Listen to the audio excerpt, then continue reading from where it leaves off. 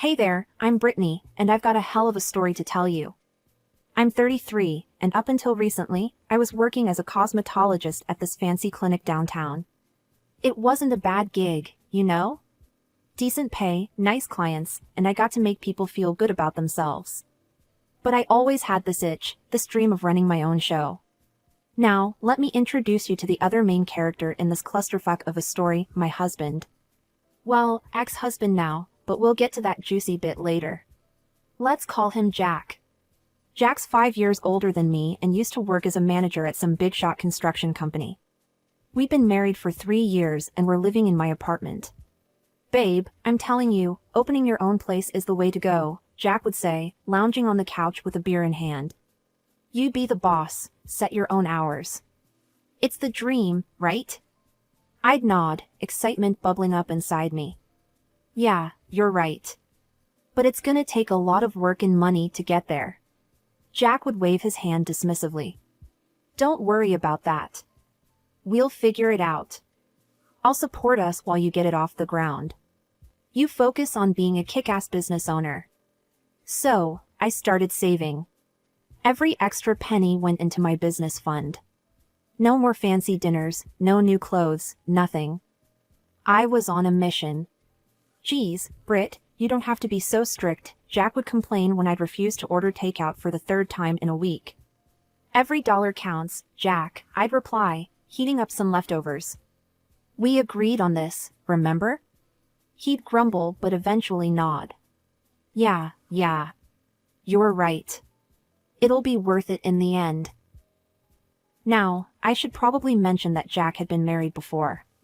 He told me he'd left his apartment to his ex-wife after their divorce. They'd been together for 5 years, and that was about all I knew. Whenever I tried to bring it up, he'd get all cagey. Months went by, and finally, I felt ready to take the plunge. I quit my job at the clinic, got my license, found the perfect little space, and started renovating. Every day was a whirlwind of decisions, what equipment to buy, how to decorate. Finally, after what felt like forever, I was ready to open. I worked my ass off, 7 days a week, from dawn till way past dusk. I barely saw Jack during those first few weeks. When I'd get home, he'd be asleep. When I left in the morning, he was still snoring away. One day, I was in the middle of a facial when my phone started buzzing like crazy. I ignored it at first, I'm a professional, after all. But when it wouldn't stop, I started to worry. What if something had happened to Jack? As soon as my client left, I checked my phone. 5 missed calls from my mother-in-law, Sandra. My stomach dropped. Sandra never called unless it was important. I called her back, my heart pounding. Sandra, is everything okay? Brittany, thank goodness, she said, her voice shaky. I've been trying to reach Jack all day. There's some kind of scandal at his work, and I can't get through to him. I'm worried sick. I felt like I'd been doused in cold water. Scandal? What scandal? I don't know anything about a scandal, Sandra. Jack hasn't mentioned anything to me. There was a long pause on the other end of the line. Oh, Sandra finally said. I see. Well, if you hear from him, please ask him to call me. That night, I waited up for Jack. He stumbled in around midnight, reeking of beer. Where have you been? I asked, trying to keep my voice level. Your mom's been trying to reach you all day. Something about a scandal at work? Jack froze, then let out a long sigh. He slumped onto the couch, not meeting my eyes. I guess I should have told you sooner. I quit my job about a month ago. I felt like the wind had been knocked out of me. A month? You've been unemployed for a month and you didn't think to mention it? What happened? I got into a fight with my boss, he said, his voice bitter. He was being a complete asshole, and I couldn't take it anymore. My pride wouldn't let me stay. I took a deep breath, trying to process this bombshell. Here I was, working myself to the bone, and Jack had been sitting at home this whole time? Why didn't you look for another job? I asked. Jack looked at me then, his eyes pleading. I think I'm burned out, Britt. I need a break. Maybe see a psychologist or something. I just can't face jumping into another job right now. Part of me wanted to scream at him. We had a plan, damn it. He was supposed to support us while I got the business off the ground. But looking at him sitting there, defeated and small, I couldn't bring myself to lay into him. Okay, I said finally. We'll figure this out. But no more secrets, Jack. We're supposed to be a team. He nodded, relief washing over his face. I'm sorry, Britt. I promise, no more secrets. Little did I know, that was just the first of many promises he'd break. The next few weeks were tough. I started picking up extra shifts at my old clinic, working mornings at my office and afternoons at the clinic. It was exhausting, but what choice did I have? We had bills to pay, and I had a loan to repay for the office. Jack spent most of his time at home, supposedly looking for jobs online but mostly playing video games. I tried to be supportive, reminding myself that mental health was important. But as the weeks turned into months, I started to wonder if he was really trying at all. Then, finally, a glimmer of hope. Jack came home one day, grinning from ear to ear. I got a job, he announced. I was so relieved I could have cried. We celebrated that night with a bottle of wine, toasting to new beginnings. For a moment, it felt like everything was going to be okay. Jack's new job lasted all of a month. One day, I came home from a particularly grueling shift to find him sprawled on the couch, beer in hand, staring blankly at the TV. You're home early, I said, a sinking feeling in my stomach. He shrugged, not taking his eyes off the screen. Quit. I felt like I'd been punched in the gut. What? Why? Boss was a moron, Jack muttered. Wanted me to be some kind of robot. All about discipline and following orders. Screw that noise. I took a deep breath, trying to keep my cool. Jack, we talked about this. We can't afford for you to keep quitting jobs. He finally looked at me, his eyes hard. What, so I'm supposed to be miserable? I thought you'd be more understanding, Britt. I bit my tongue, not wanting to start a fight. But inside, I was seething. Understanding? I was working myself to the bone while he sat around drinking beer and playing video games.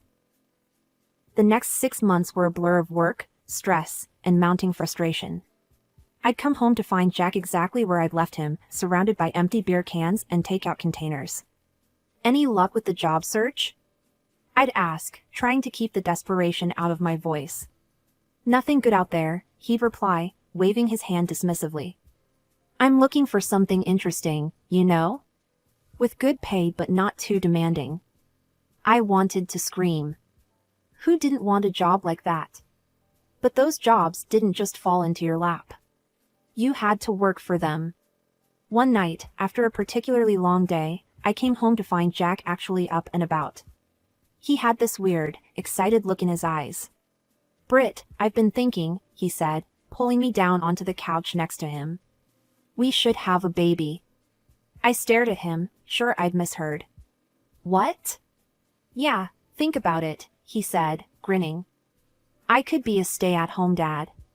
You'd go to work, I'd take care of the kid. It's perfect. I couldn't believe what I was hearing. Jack, you've never even washed a dish in this apartment. How are you going to take care of a baby?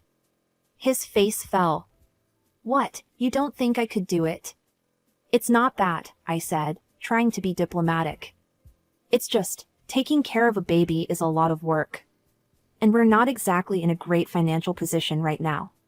You're being cruel, he said, his voice low. You don't understand my problems. I laughed, a short, harsh sound. Your problems? Jack, I'm working 7 days a week. I'm exhausted. And you want to add a baby to this mess? He stormed off, slamming the bedroom door behind him. I sat on the couch, my head in my hands, wondering how we'd gotten to this point. It started with the computer games. At first, I didn't think much of it. Everyone needs a hobby, right? But then I noticed our joint account was hemorrhaging money. Jack, I said one evening, my voice tight with frustration, did you buy another game? And, did you upgrade your computer? He didn't even look up from the screen. Yeah, so what? It's our money, isn't it? I took a deep breath, trying to stay calm. We're supposed to be saving, remember? For our future. He paused the game and turned to me, his face a mask of innocence. Babe, it's an investment. In my leisure time, you know? Don't worry, I'll pay it all back when I get a job. That was the last straw. The next day, I closed our joint account and stopped giving Jack money altogether. If he wanted to act like a child, fine. But I wasn't going to be his personal ATM anymore. I thought that would be the end of it. Boy, was I wrong. The fights started almost immediately. Jack would stomp around the apartment, slamming doors and muttering under his breath. You don't respect me, he'd yell. You're trying to control me. I tried to reason with him. Jack, I'm just trying to keep us afloat. We can't keep spending money we don't have. He stormed off, leaving me standing in the kitchen, wondering how we'd gotten to this point. Days went by, and Jack didn't lift a finger around the apartment. Dishes piled up in the sink, laundry overflowed the hamper, and takeout containers littered every surface. I was working myself to the bone, and he couldn't even be bothered to run a vacuum. Then came the day that changed everything. I came home early from work, a migraine pounding behind my eyes. As I approached our apartment door, I heard Jack's voice drifting through the open window. Yeah, Mom, I need a new suit for this great new job, he was saying. Could you spot me some cash? I'll pay you back as soon as I get my first paycheck. I froze, my hand on the doorknob. New job? What new job? I burst into the apartment, startling Jack so badly he dropped his phone. What new job, Jack? I demanded. He stammered, trying to come up with a lie on the spot. But I'd caught him red-handed. You were going to take money from your parents? For a job that doesn't exist? I was shaking with anger. I was going to tell you, he mumbled. Tell me what? That you're a liar? That you'd rather scam your own parents than get off your ass and find a real job? The fight that followed was epic. We screamed, we cried, we said things we couldn't take back. In the end, Jack grabbed a bag and stormed out, saying he was going to stay with his parents for a while. As the door slammed behind him, I sank to the floor, my head in my hands. I was successful, I was driven, I had my own business. And yet here I was, married to a man who seemed determined to drag us both down. The days after Jack stormed out were weird. I kept expecting him to come crawling back, full of apologies and promises to do better. But as one day turned into 2, then 3, then a week, there was nothing. No calls, no texts, not even a lousy email. Part of me was relieved. The apartment was peaceful for once. No more walking on eggshells, no more cleaning up after a grown man who acted like a teenager. But another part of me was worried. What if something had happened to him? Just when I was starting to consider calling his parents, my phone rang. Jack's name flashed on the screen. I answered, my heart pounding. Jack? Where are you? Are you okay? His voice came through, loud and cheerful. Hey babe, guess where I am? Las Vegas. Can you believe it? Mom always wanted to come here, so we decided to make it a family trip. It's amazing! I felt like I'd been punched in the gut. Las Vegas? While I was here worrying about him? What do you mean, we decided? I asked, my voice tight. When did you decide this? Oh, you know, it was kind of spur of the moment, he said, his voice nonchalant. I told Mom and Dad about my great new job offer, and we thought, why not celebrate? I gripped the phone so hard my knuckles turned white. What job offer, Jack? We both know there isn't one. There was a pause, then Jack's voice came back, lower this time. Look, what they don't know won't hurt them, right? We're having a great time.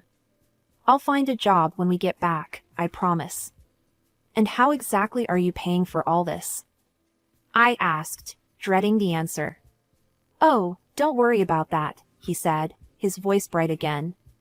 "I, borrowed a couple of your credit cards. But don't freak out. I'll bring you back a magnet or something, okay? Have a great weekend." And then he hung up, just like that. I stood there, staring at my phone, feeling like my whole world was crumbling around me. This man, this person I had married, had stolen my credit cards to fund a vacation based on a lie. Something inside me snapped. I was done. No more second chances, no more excuses. With shaking hands, I opened my banking app and blocked every single one of my cards. Then I called a locksmith. "I need my locks changed," I said. "Today. As soon as possible." The locksmith came and went, and I was left alone in an apartment that suddenly felt too big, too empty. But I wasn't done yet. I grabbed my phone and made one more call. To a divorce lawyer. Sitting in the lawyer's office later that day, I felt a strange mix of emotions. Sadness, anger, fear, but also relief. As I signed the divorce papers, I realized this was the first step towards taking back control of my life. I was just settling in for a quiet evening at home, the first in what felt like forever, when my phone started buzzing. Jack's name flashed on the screen. I took a deep breath and answered. "Britt, thank God you picked up." Jack's voice was frantic. "Something's wrong with the cards. They're not working. We can't pay for anything." I could hear the panic in his voice, but I felt oddly calm. "That's because I blocked them, Jack." There was a moment of stunned silence on the other end. "Then, you what? Why would you do that?" "Because they're my cards, Jack. I didn't give you permission to use them." But we're stranded here. Mom and Dad are freaking out. You have to unblock them." I could hear the desperation in his voice, but I stood my ground. "No, I don't have to do anything. You got yourself into this mess, you can get yourself out." That's when he lost it. "Are you kidding me? You're putting me in an impossible situation here. You're my wife, you're supposed to help me. Unblock the cards right now, or I swear to God, I'll divorce you." I burst out laughing then, a full-belly laugh that felt like it was coming from someplace deep inside me that had been locked away for too long. "Oh, Jack," I said, once I could speak again. "You're a little late for that threat." And I hung up. The next day, I rented a storage unit and packed up all of Jack's things. Every shirt, every game console, every little knick-knack that reminded me of him, it all went into boxes and then into storage. I knew Jack would be coming home soon, probably expecting to waltz right back into our apartment like nothing had happened. Well, he was in for a surprise. Sure enough, a few days later, my phone rang again. Jack's voice was a mix of confusion and anger. "Britt, what the hell? I can't get into the apartment. Did you change the locks?" "Yes, I did," I said calmly. "Your things are in a storage unit. I'll text you the address and unit number." "My things? What are you talking about? Let me in, Britt. This isn't funny." I took a deep breath. This was it. "I'm not joking, Jack. I've filed for divorce. The papers should be arriving at your parents' house any day now." There was a long silence. Then, "Divorce? Britt, come on. You can't be serious. We can work this out. Let's start over, okay? I'll do better, I promise." "It's over, Jack," I said firmly. "I've made my decision. Please don't contact me again except through my lawyer." I hung up and blocked his number. As I sat there in my quiet apartment, I felt a strange mix of emotions. Sadness for what could have been. Anger at all the lies and betrayal. But mostly, I felt relief. For the first time in a long time, I felt like I could breathe. A few days after I'd blocked Jack's number, my phone rang with an unfamiliar number. I almost didn't answer, thinking it might be Jack trying to reach me from another phone. But something made me pick up. "Hello?" I said cautiously. "Brittany?" "It's Sandra, Jack's mother." My stomach clenched. Here it comes, I thought. The angry tirade about ruining their family vacation, about being a terrible wife, about not standing by my man. Sandra, I said, trying to keep my voice neutral. I'm sorry about what happened in Las Vegas. But she cut me off. No, Brittany. I'm the one who should be apologizing. I'm so disappointed in Jack. I thought he had changed. What do you mean? I asked, my curiosity piqued. There was a long sigh on the other end of the line.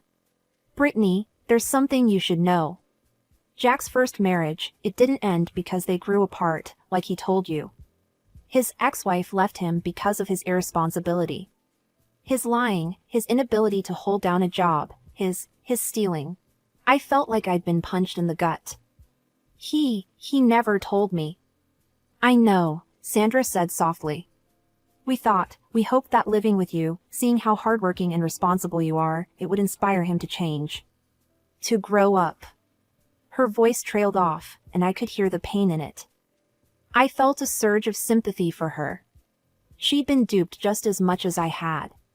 Sandra, I'm so sorry, I said. I had no idea. No, Brittany, I'm sorry, she said firmly. I'm sorry we didn't tell you the whole truth from the beginning. I'm sorry we let you go through this. And I'm more sorry than I can say for what Jack has done to you. I felt tears welling up in my eyes. Thank you, I whispered.